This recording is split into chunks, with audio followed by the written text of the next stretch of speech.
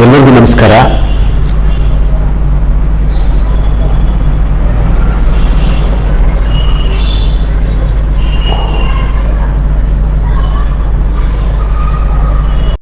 ಎಲ್ಲರಿಗೂ ನಮಸ್ಕಾರ. ನಾನು ತಮ್ಮ ಪ್ರೀತಿಯ ಮಧುವನ ಅರಸು, ಮಧುವನಹಳ್ಳಿಯಿಂದ ಮಾತನಾಡ್ತಾ ಇರೋದು. Digital strike against KPTCL and CESC. Digital strike against KPTCL and CESC ಬಹಳ ದಿನಗಳಿಂದ ಮಾಡ್ತಾ ಇದ್ದೀನಿ. ಯಾಕೆ ಮಾಡ್ತಾ ಇದ್ದೀನಿ ಅನ್ನೋದನ್ನ ಒಂದು ಚೂರು ರಿಕಾಲ್ ಮಾಡಿಸ್ಬಿಡ್ತೀನಿ. ಬಹಳಷ್ಟು ವರ್ಷಗಳ ಹಿಂದೆ ಚಾಮರಾಜನಗರ ಜಿಲ್ಲೆಯ ಕೊಳ್ಳೇಗಾಲ ತಾಲೂಕಿನ ಮಧುವನಹಳ್ಳಿಯ ಲಕ್ಷ್ಮೀಪುರಂ ಅನ್ನುವಂತಹ ಒಂದು ಜಾಗದಲ್ಲಿ ನಮ್ಮ ತಂದೆಯವರಿಗೆ ಸೇರಿದಂತಹ ಸಾಕಷ್ಟು ಜಮೀನನ್ನು KPTCLನವರು ತಮ್ಮದಾಗಿಸ್ಕೊಂಡು ಕೊಡಬೇಕಾದಂತಹ ಪರಿಹಾರವನ್ನು ಸರಿಯಾಗಿ ಕೊಟ್ಟಿರೋದಿಲ್ಲ. ಎರಡನೇದು, ಪಾಯಿಂಟ್ ನಂಬರ್ 2,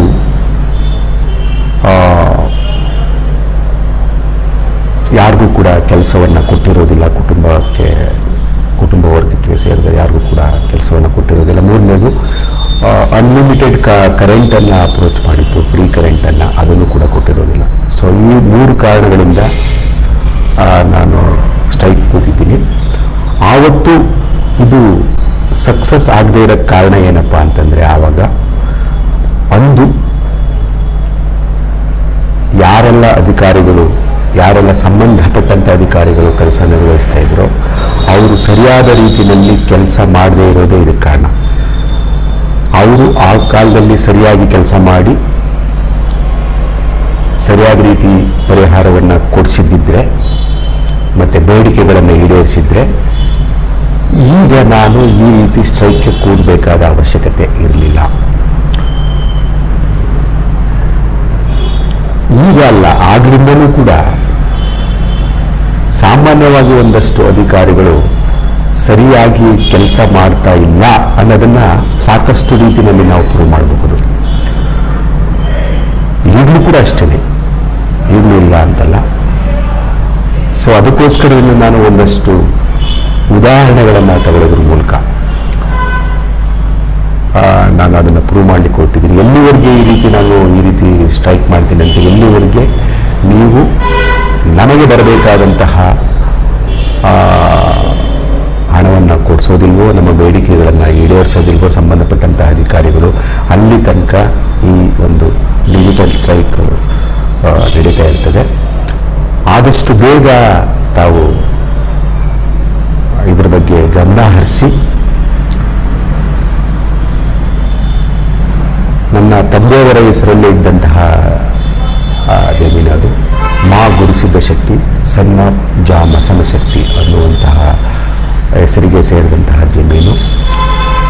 ಇಲ್ಲಿ ನಾನು ನಮ್ಮ ಹಿರಿಯ ರೈತ ಮುಖಂಡರುಗಳು, ಗೌರವಾನ್ವಿತರು ಹೇಳಿದಂಥ ಒಂದೇ ಒಂದು ಮಾತನ್ನು ಹೇಳ್ತಾರೆ.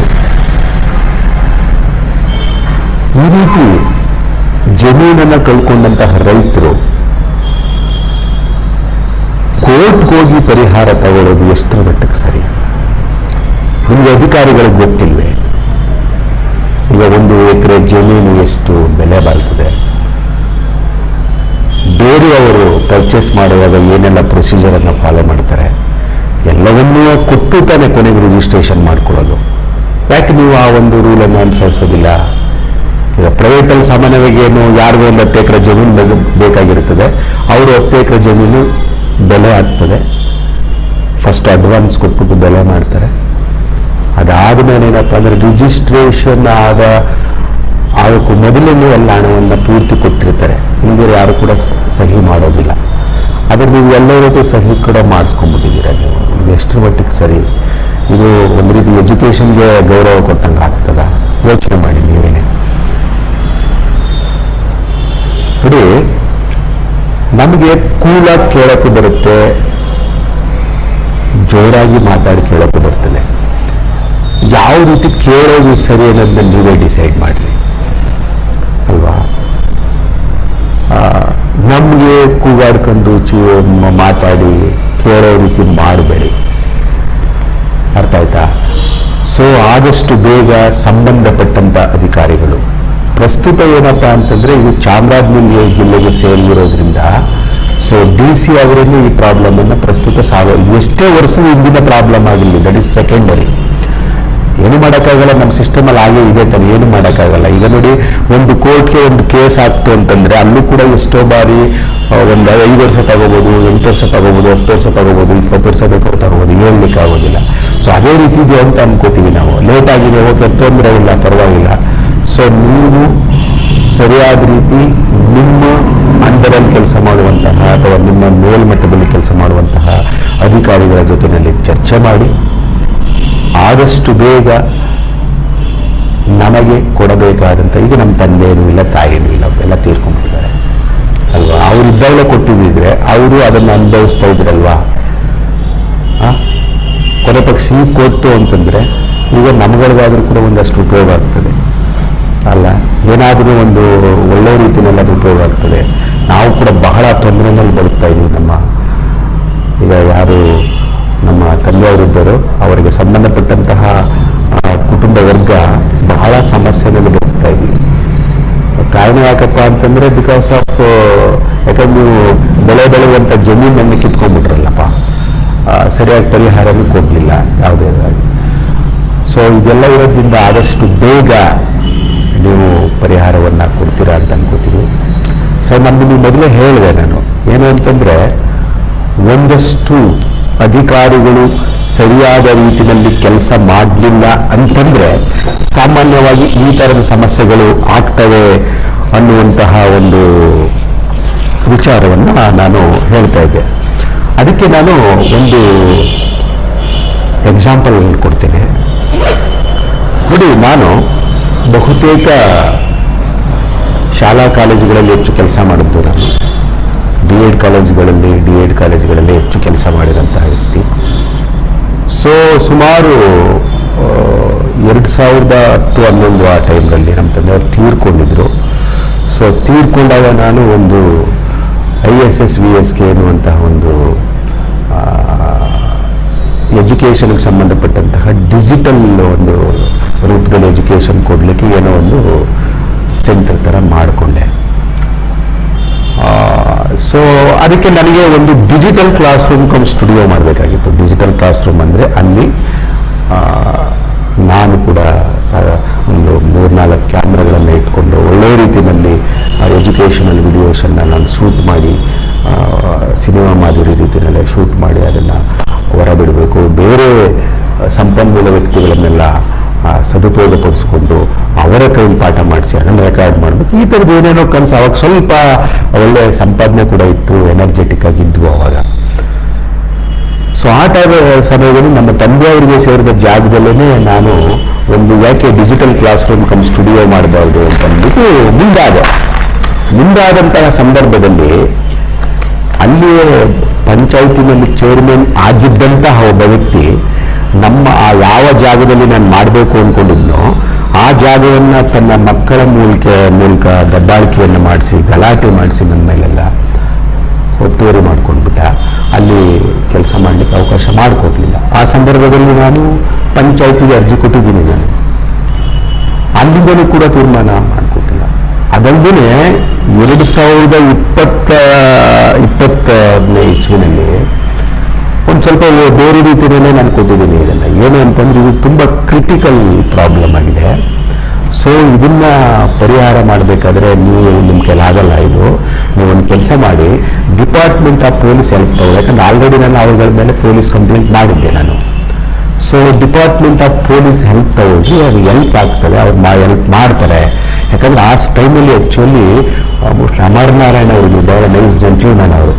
ಆ್ಯಕ್ಚುಲಿ ಅವರಿಲ್ಲ ಅಂತಂತಿದ್ರೆ ನಾವು ಅಲ್ಲಿ ಮದುನಳ್ಳಿನಲ್ಲಿ ಬದುಕೋದೇ ಕಷ್ಟ ಆಗಿತ್ತು ಆವಾಗ. ಅಷ್ಟು ದಬ್ಬಾಳಿಕೆಯಿಂದ ಎಸ್ಪೆಷಲಿ ನನ್ನ ಮೇಲೆ ಬಹಳ ದಬ್ಬಾಳಿಕೆ ಮಾಡಿದ್ದಾರೆ ಕೆಲವರಂತೂ. ಆದರೆ ಕೆಲವು ಪಾಲಿಟಿಷಿಯನ್ಸ್ ಅಂತೂ ಅಂಥವ್ರಿಗೆ ಸಪೋರ್ಟ್ ಮಾಡ್ತಾ ಇದ್ದಾರೆ. ಏನು ಮಾಡೋದು, ವಾಟ್ ಅಬೌಟ್ ಸರ್? ಯಾರೂ ಅಲ್ಲ, ಮಂಜುನಾಥ್ ಅವರೇ, ನಮ್ಮ ಪ್ರಸ್ತುತ MLA ಮಂಜುನಾಥ್ ಅವರೇ, ತಮ್ಮ ನಮ್ಮ ಒಂದು ಪಕ್ಷದಲ್ಲಿ ಕೆಲವು ಸಲ ಮಾಡುವಂತಹ ಕಾರ್ಯಕರ್ತರು ಕೆಲಸ ಮಾಡಿರೋಂಥದ್ದು.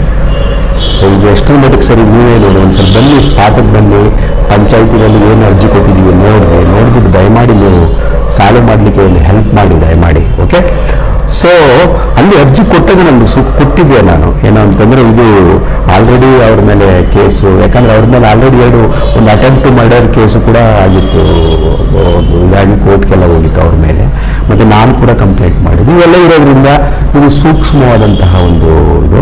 ಸೊ ಅದಕ್ಕೋಸ್ಕರ ಏನು ಮಾಡಿ ಡಿಪಾರ್ಟ್ಮೆಂಟ್ ಆಫ್ ಪೊಲೀಸನ್ನು ಕರ್ಕೊಂಡು ಇದು ಮಾಡಿ ಆಗಿ ಅಂತೆಲ್ಲ ಕೊಟ್ಟಿದ್ದೆ ನಾನು. ಸೊ ಅದನ್ನು ಆ್ಯಕ್ಚುಲಿ ನಂಜುಂಡ ಸ್ವಾಮಿ ಕ್ಲರ್ಕ್ ಅವರನ್ನೇ ರಿಸೀವ್ ಮಾಡ್ಕೊಂಡಿದ್ದಾರೆ. ಬಟ್ ಆದರೆ ಯಾವುದೇ ರೀತಿಯಾದ ಕೆಲಸ ಆಗಲಿಲ್ಲ. ಸೊ ಏನು ಇದು ಸಕಾಲಕ್ಕೆ ಎಲ್ಲಿ ಇದಾಯಿತು ಅದಕ್ಕೆ. ಸೊ ರೆಸ್ಪೆಕ್ಟೇಬಲ್ ಡಿ ಸಿ ಅವ್ರಿಗೆ ಇದು ಒಂದು ಪ್ರಾಬ್ಲಮ್ ನಮ್ಮದು.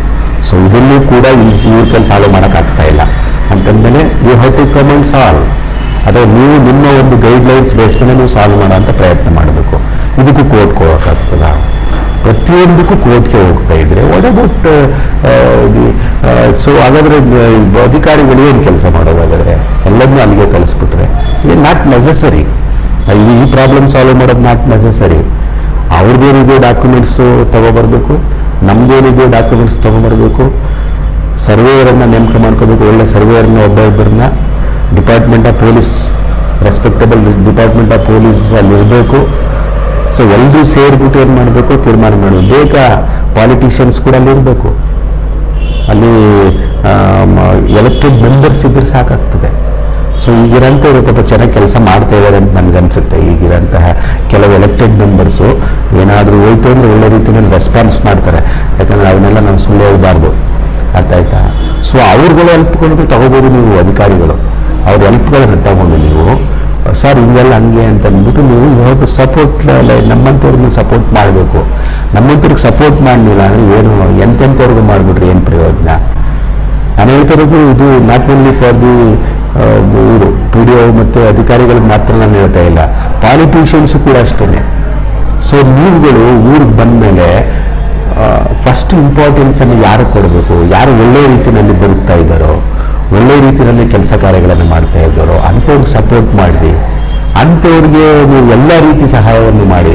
ನೀವು ಯಾರ್ಯಾರಿಗೂ ಮಾಡಿಬಿಟ್ರೆ ಏನಾಗುತ್ತಾ ಅಂತಂದರೆ ಅವ್ರಿಗೆ ಹಣ ಜಾಸ್ತಿ ಸೇರ್ಕೊಳ್ತದೆ, ನಮ್ಮಂಥವ್ರ ಮೇಲೆ ದಬ್ಬಾಳಿಕೆ ಮಾಡ್ತಾರೆ. ಇದು ನಮ್ಮ ಮೇಲೆ ಮಾತ್ರ ಅಂತಲ್ಲ, ಒಬ್ಬ ಜನಸಾಮಾನ್ಯನ ಮೇಲೆಲ್ಲ ದಬ್ಬಾಳಿಕೆ ಮಾಡ್ಲಿಕ್ಕೆ ಸ್ಟಾರ್ಟ್ ಮಾಡ್ತಾರೆ. ಆವಾಗ ಅದು ಬೇರೆ ಬೇರೆ ಇರ್ತಾರೆ.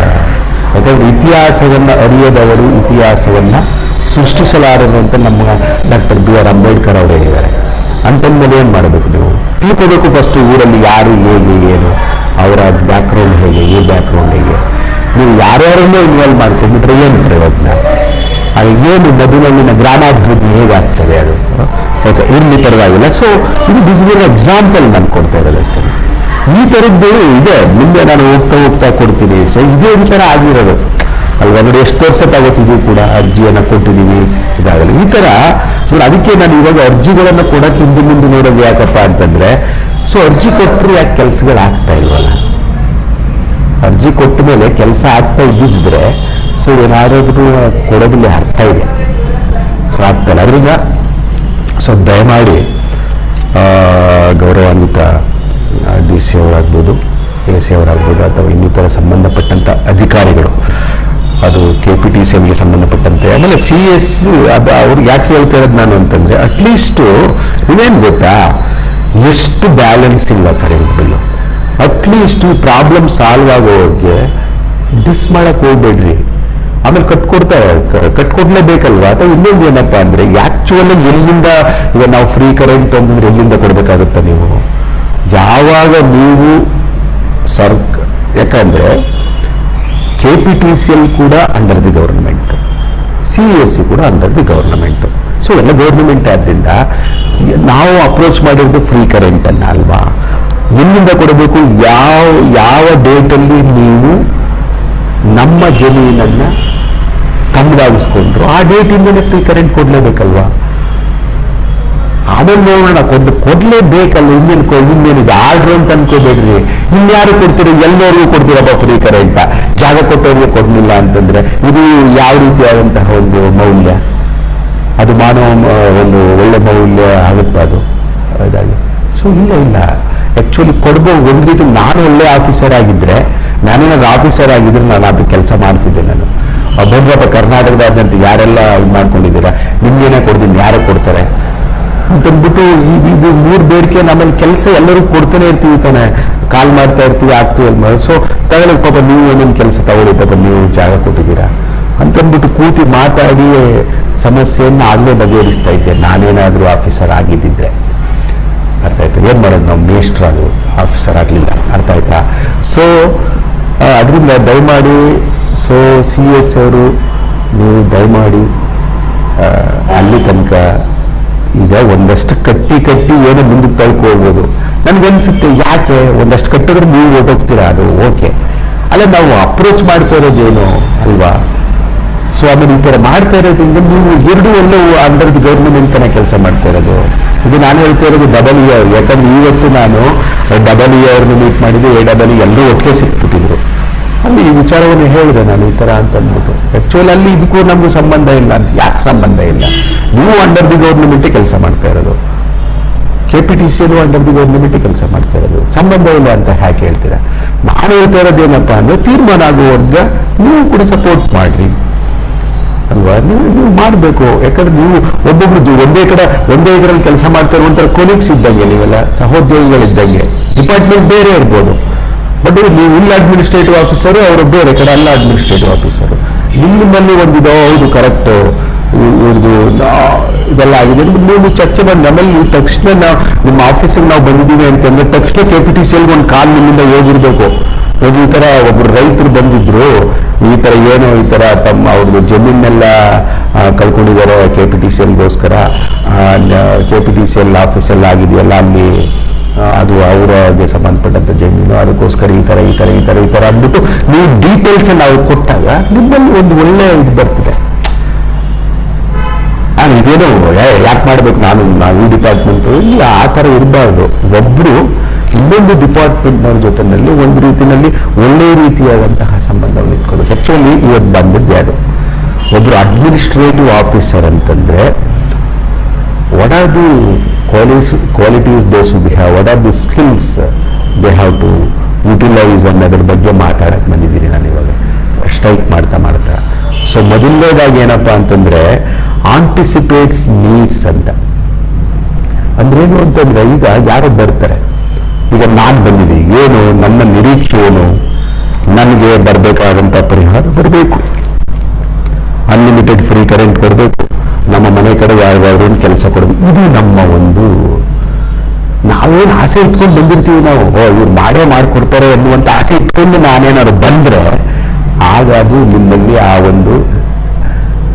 ಒಂದು ಯಾಕಂದ್ರೆ ಯಾವುದೇ ಬಂದ್ರೂ ಕೂಡ ಸಮಸ್ಯೆಯನ್ನ ಅದನ್ನ ಬಗೆಹರಿಸುವಂತಹ, ಯಾರು ಏನೇ ನಿರೀಕ್ಷೆ ಇಟ್ಕೊಂಡು ಬಂದ್ರು ಕೂಡ ಆ ನಿರೀಕ್ಷೆಯನ್ನ ನಿಜ ಮಾಡಿ ಕಳಿಸಿದ್ರೆ ಆವಾಗ ಈ ರೀತಿಯಾದಂತಹ ಒಂದು ಸ್ಕಿಲ್ ನಿಮ್ಮಲ್ಲಿದೆ, ಕ್ವಾಲಿಟಿ ನಿಮ್ಮಲ್ಲಿದೆ ಅನ್ನುವಂಥದ್ದು ಬರ್ತದೆ. ಓಕೆ, ಮತ್ತೆ ಡೀಟೇಲ್ ಓರಿಯೆಂಟೆಡ್, ಅಟೆನ್ಷನ್ ಡೀಟೇಲ್ ಅಂತಾನು ಕರೀತಾರೆ. ಅಂದ್ರೆ ಏನು ಅಂತಂದ್ರೆ, ಯಾವುದೇ ಒಂದು ಪರ್ಟಿಕ್ಯುಲರ್ ಪ್ರಾಬ್ಲಮ್ ಅನ್ನು ಸಾಲ್ವ್ ಮಾಡಬೇಕು ಅಂತಂದ್ರೆ ಕಂಪ್ಲೀಟ್ ಆಗಿ ಡೀಟೇಲ್ಸ್ ನಿಮ್ಮ ಟೇಬಲ್ ಮೇಲೆ ಇರಬೇಕು.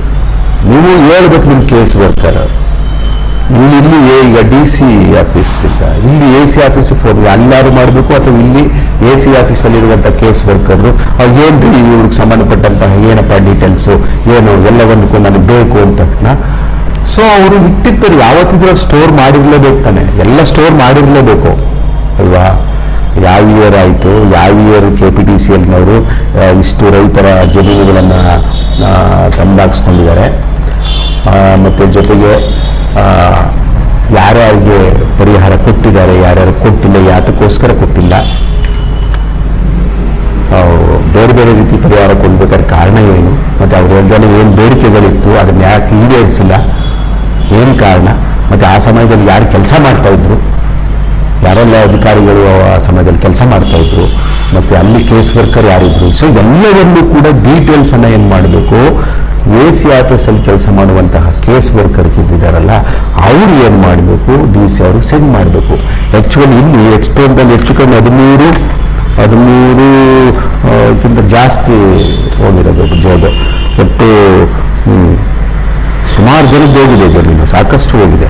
ಓಕೆ, ಸೊ ಅದರಲ್ಲಿ ನಮ್ಮ ಒಂದು ಇದಂತಂದ್ರೆ ನೋಡಿ, ಎಂ ಗುರುಸಿದ್ದ ಶೆಟ್ಟಿ ಬಿನ್ ಜಾ ಮಸನ್ ಶೆಟ್ಟಿ, ಎಂ ಗುರುಸಿದ್ ಶೆಟ್ಟಿ ಬಿನ್ ಮಸನ್ ಶೆಟ್ಟಿ ಅನ್ನುವಂಥ ಹೆಸರಲ್ಲಿ ಗುರುಸಿದ್ ಶೆಟ್ಟಿ ಮಸನ್ ಶೆಟ್ಟಿ, ನಮ್ಮ ಮಸನ್ ಶೆಟ್ಟಿ, ಗುರುಸಿದ್ ಶೆಟ್ಟಿ ಮಸನ್ ಶೆಟ್ಟಿ ಅವರ ಒಂದು ಹೆಸರಲ್ಲಿರುವಂತಹ ಜಮೀನು KPTCಯಲ್ಲಿ ರಿಜಿಸ್ಟರ್ ಆಗಿದೆ.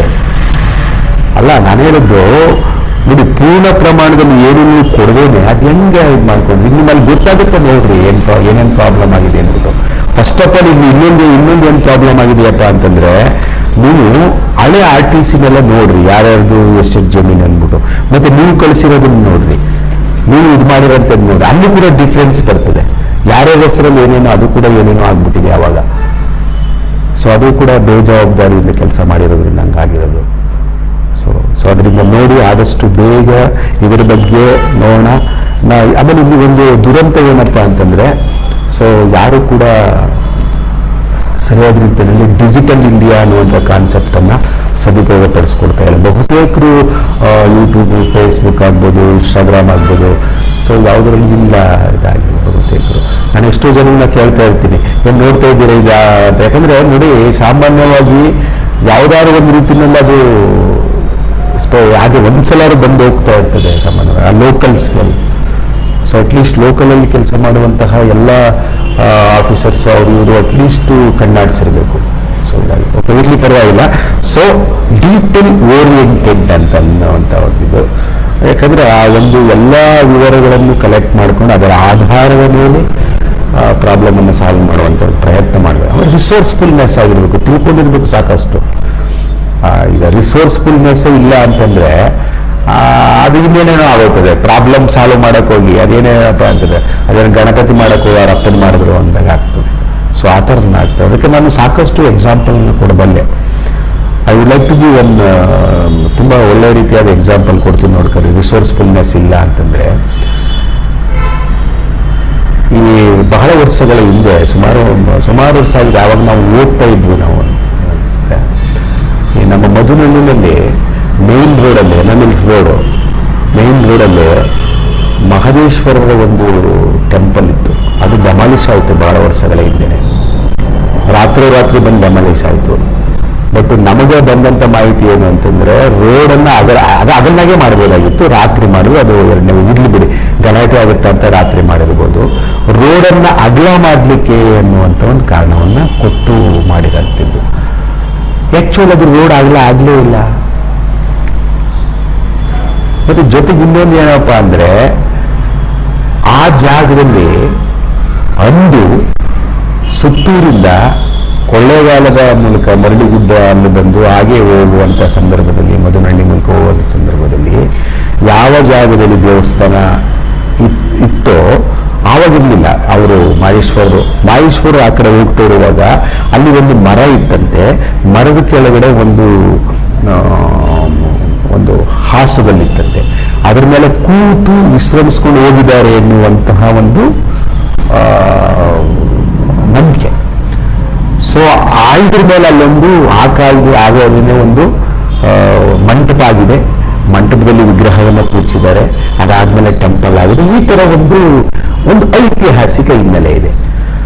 ಒಂದೇನಪ್ಪ ಅಂದ್ರೆ, ಐತಿಹಾಸಿಕ ಹಿನ್ನೆಲೆ ಇರುವಂತಹದನ್ನ ಸಾಮಾನ್ಯವಾಗಿ ಡೆಮಾಲಿಸ್ ಮಾಡಬಾರ್ದು ಅಂತ ಕಾನೂನಲ್ಲೇ ಇರೋದು ಬಹುಶಃ ಎಲ್ಲರಿಗೂ ಗೊತ್ತಿರೋಂಥ ವಿಚಾರ.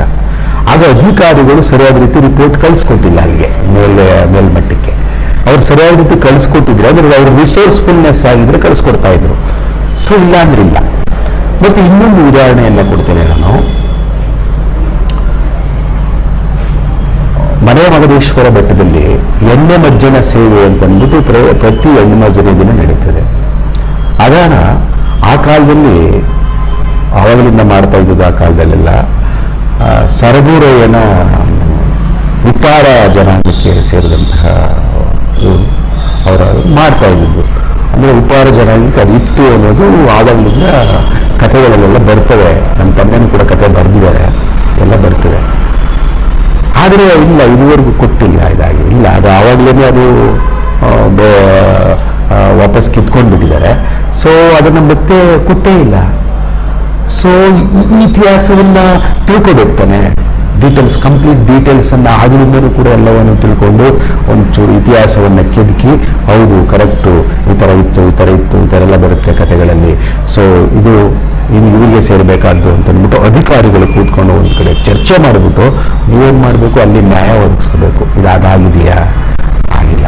ಸೊ ಅದಕ್ಕೆ ಹೇಳೋದು, ಡೀಟೇಲ್ ಓರಿಯೆಂಟೆಡ್ ರಿಸೋರ್ಸ್ಫುಲ್ನೆಸ್ ಇರಬೇಕು. ನಾವು ಎಲ್ಲ ವಿಚಾರಗಳನ್ನು ಪೂರ್ಣ ಪ್ರಮಾಣದಲ್ಲಿ ತಿಳ್ಕೊಂಡು ಏನು ಮಾಡಬೇಕು, ನಾವು ಪ್ರಾಬ್ಲಮನ್ನು ಸಾಲ್ವ್ ಮಾಡಲಿಕ್ಕೆ ಮುಂದಾಗಬೇಕು. ಸ್ಟ್ರಾಟಜಿಕ್ ಪ್ಲಾನಿಂಗ್ ಇರಬೇಕು. ಅವಾಗ ಪ್ಲಾನಿಂಗ್ ಇಲ್ಲ ಅಂತಂದ್ರೆ ಪ್ರಾಬ್ಲಮ್ ಸಾಲ್ವ್ ಮಾಡಲಿಕ್ಕಾಗಲ್ಲ. ಈಗ ನಾನು ನೋಡ್ರಿ, ಇವಾಗ ಕೂತಿರ್ಬೋದು ಡಿಜಿಟಲ್ ಸ್ಟ್ರೈಕ್ಗೆ, ಭಾಳ ವರ್ಷಗಳಿಂದ ನಾನು ಪ್ಲಾನ್ ಮಾಡಿದ್ದೀನಿ. ನಾನು ಹೆಂಗಾದ್ರೆ ಏನು, ನಾನು ನಮ್ಮ ರೈತ ಸಂಘದ ಮುಖಂಡರುಗಳ ಜೊತೆನೆಲ್ಲ ಮಾತಾಡೋದು, ಅವ್ರ ಹತ್ರ ಹೆಂಗೆ ಮಾತಾಡೋದಂತ ಮಾಹಿತಿ ನಾವು ಸುಳ್ಳು ಹೇಳಬಾರ್ದು. ನನಗೆ ಒಂದಷ್ಟು ಬಹುತೇಕ ನಮ್ಮ ರೈತ ಸಂಘದ ಮುಖಂಡರುಗಳು ಎಲ್ಲ ಮಾತಾಡ್ತಾ ಅವ್ರು ನೋಡಿ ನಮಗೂ ಧೈರ್ಯ ಬಂದಿರೋದು, ಹೌದು ಕರೆಕ್ಟ್, ನಾವು ಈ ಥರ ನ್ಯಾಯಕ್ಕೋಸ್ಕರ ಈ ಥರ ಮಾತಾಡಿ ನಾವು ನ್ಯಾಯ ಪಡ್ಕೋಬಹುದಲ್ಲ ಅಂತಂದ್ಬಿಟ್ಟು. ಸೊ ಅವ್ರುಗಳಿಂದ ನಾವು ಕಲಿತದ್ದು ಸಾಕಷ್ಟಿದೆ. ಅವರೆಲ್ಲ ಧೈರ್ಯಕ್ಕೆ ನಾನು ಮೆಚ್ಚಬೇಕಾದ್ದೇನೆ. ಬಹಳ ಇದಾಗಿ ಒಳ್ಳೆ ರೀತಿಯ ಪ್ರೋತ್ಸಾಹವನ್ನು ಕೊಡ್ತಾರೆ. ನಾನು ಬಹಳಷ್ಟು ಅಟೆಂಡ್ ಮಾಡಿದ್ದೀನಿ ನಾನು ಇದಾಗಿ. ಯಾಕಂದರೆ ಆಗ ಪ್ರೊಫೆಸರ್ ನಂಜನ್ ಸ್ವಾಮಿ ಅವರು ಕೂಡ ನಮ್ಮ ಎಜುಕೇಷನ್ ಫೀಲ್ಡಿಂದ ಬಂದಂಥವರನ್ನೇ. ಸೊ ಅವರು ಹುಟ್ಟಾಗ್ತಂತಹ ನಿಜವಾಗ್ಲೂ ಕೂಡ ಬಹಳ ಒಂದು ಇದು, ಅದರಿಂದ ಪ್ರತಿ ಹಳ್ಳಿಗಳಲ್ಲಿ ಒಂದು ರೈತ ಸಂಘ ಇರಲೇಬೇಕು. ಮತ್ತು ಪ್ರತಿ ತಾಲೂಕು, ಪ್ರತಿ ಇದರಲ್ಲಿ ಕರ್ನಾಟಕ ರಾಜ್ಯ ರೈತರು, ಯಾಕಂದರೆ ನಾವು ರೈತರು ಇನ್ನು ಮುಂದೆ ಏನಪ್ಪ ಅಂತಂದರೆ, ಈ ವ್ಯವಸ್ಥೆ ಸರಿಯಾಗಬೇಕು ಅಂತಂದರೆ ರೈತರಿಂದ ಮಾತ್ರ ಸಾಧ್ಯ. ಯಾಕಂದರೆ ನಾವು ಇನ್ನೂ ಭಾಳಷ್ಟು ಕೆಲಸ ಇದೆ. ಯಾಕಂದರೆ ಆಮೇಲೆ ಮೊದಲನೇದಾಗಿ ಏನು ಅಂತಂದರೆ, ಫಸ್ಟ್ ಆಫ್ ಆಲ್ ನಾವು ಈಗ ಮಾಡಬೇಕಾದ ಕೆಲಸ ಏನಪ್ಪ ಅಂತಂದರೆ, ಎಲ್ಲ ಕಡೆ ಕಲಬೆರಕೆ ಆಹಾರ ಜಾಸ್ತಿ ಆಗ್ತಾ ಇದೆ. ಅದರಿಂದನೇ ತುಂಬ ಸಣ್ಣ ಮಕ್ಕಳಿಗೆಲ್ಲ ಹಾರ್ಟ್ ಅಟ್ಯಾಕ್ ಆಗೋದು, ಅದು ಇದೆಲ್ಲದು ಕೂಡ ಈಗ ಯಾವುದಾದ್ರು ಕಲಬೆರಕೆ ಆಗುತ್ತೆ ಅಂತ ನಮ್ಮ ಮಾಧ್ಯಮ ಮಿತ್ರರು ಸಾಕಷ್ಟು ತೋರಿಸ್ಕೊಡ್ತಾ ಇದ್ದಾರೆ. ಅದೊಂದು. ಮತ್ತು ನಾವು ಸಾವಯವ ಕೃಷಿಗೆ ಹೆಚ್ಚು ಇದನ್ನು ಕೊಡಬೇಕು, ನಾವು ಇಂಪಾರ್ಟೆನ್ಸ್ ಕೊಡಬೇಕು. ಅದರ ಬಗ್ಗೆ ಎಲ್ಲ ಕಡೆ ಅರಿವನ್ನು ಮೂಡಿಸ್ಬೇಕು. ಸಾಧ್ಯವಾದಷ್ಟು ಈ ಕೆಮಿಕಲ್ ಫಾರ್ಮಿಂಗನ್ನು ಬಿಟ್ಟಾಕ್ಕೊಡ್ಬೇಕು.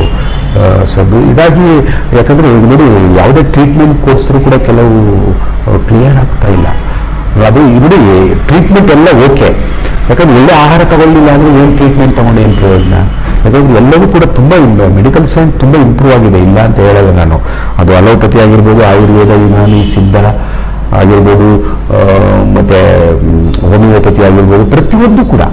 ಸೊ ಎಲ್ಲವೂ ಕೂಡ ಅದರದೇ ಆದಂತಹ ಪ್ರಾಮುಖ್ಯತೆಯನ್ನು ಪಡೆದಿದೆ. ಒಳ್ಳೊಳ್ಳೆ ಮೆಡಿಕೇಶನ್ಸ್ ಎಲ್ಲದಲ್ಲೂ ಇದೆ, ಇಲ್ಲ ಅಂತ ನಾನೇನು ಹೇಳೋದಿಲ್ಲ.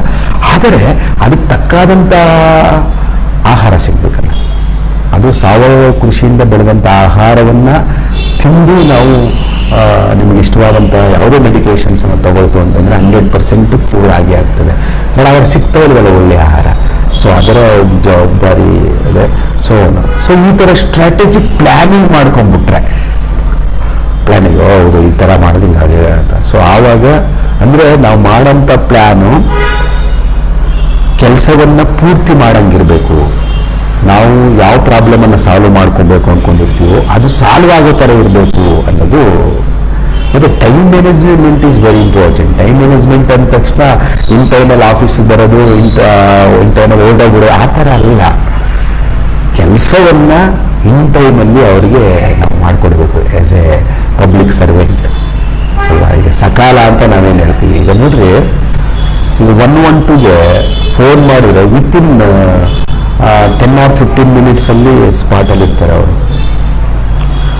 ಫೋನ್ ಮಾಡಿ ಹೇಳಿರ್ತೀವಿ ಅಂತ ತಿಳ್ಕೊಳ್ಳಿ. ಅದಾದಮೇಲೆ ಮತ್ತೆ ಒಂದು ಕರೆ ಬರ್ತದೆ, ಈ ಥರ ಬಂದು ನಿಮಗೆ ಅನುಕೂಲ ಆಯ್ತಾ ಅಂತ ಇನ್ನೊಂದು ಕರೆ ಬರುತ್ತೆ ನಮಗೆ. ಆ್ಯಕ್ಚುಲಿ ಏನೇನೋ ಒಂದು ಆಮೇಲೆ ನೋಡಿ, ನಾನು ಈ ಸಮಯದಲ್ಲಿ ಹೇಳ್ತೀನಿ, ನಾನು ಒಂದು ಇನ್ನೋವೇಟಿವ್ ಆಗಿ ಕೆಲಸ ಮಾಡೋಂಥ ಡಿಪಾರ್ಟ್ಮೆಂಟ್ ಅದನ್ನು ನನಗನ್ಸುತ್ತೆ. ಯಾಕಂತ ಮೇಡಮ್ ಕ್ರಿಯೇಟ್ ಮಾಡೋಂಥ ನಾನು ಬಹಳ ಅಪ್ರಿಷಿಯೇಟ್ ಮಾಡ್ತೀನಿ. ಆಮೇಲೆ ನೋಡ್ರಿ, ಪ್ರತಿ ತಾಲೂಕಲ್ಲಿರುವಂತಹ, ಅದು ರೂರಲ್ ಪೊಲೀಸ್ ಸ್ಟೇಷನ್ ಆಗ್ಬೋದು ಅಥವಾ ಟೌನ್ ಪೊಲೀಸ್ ಸ್ಟೇಷನ್ ಆಗ್ಬೋದು, ನೋಡಿ ಮಾಧ್ಯಮಗಳಿದ್ದಾರೆ ನೋಡಿ, ಅವರೆಲ್ಲರೂ ಕೂಡ ಫೇಸ್ಬುಕ್ಕಲ್ಲಿದ್ದಾರೆ. ಎಲ್ಲದನ್ನೂ ಕೂಡ ಅವರು ಟೆಕ್ನಾಲಜಿಯನ್ನು ತುಂಬ ಯುಟಿಲೈಸ್ ಮಾಡುವಂಥ ಒಂದು ವ್ಯವಸ್ಥೆಯಲ್ಲಿದೆ. ಯಾಕಂದರೆ ಅಲ್ಲಿ ಅಧಿಕಾರಿಗಳು ಆ ಥರ ಕಂಟ್ರೋಲ್ ಮಾಡ್ತಾ ಇದ್ದಾರೆ ಎಲ್ಲರೂ ಕೂಡ.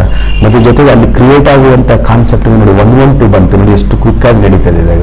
ಆಮೇಲೆ ನೋಡಿ, ಬಹಳ ಬೇಗ ನಾವು ಏನೇ ಒಂದು ಅರ್ಜಿ ಕೊಟ್ಟರು ಕೂಡ ತಕ್ಷಣದಲ್ಲಿ ಸ್ಪಂದಿಸುವಂತಹ ಒಂದು ಡಿಪಾರ್ಟ್ಮೆಂಟ್ ಅಂದರೆ ಬಹುಶಃ ಡಿಪಾರ್ಟ್ಮೆಂಟ್ ಆಫ್ ಪೊಲೀಸ್ ಅಂತ ಅನಿಸುತ್ತೆ, ನನ್ನ ಅನುಭವ ಬಂದಂಥದ್ದು.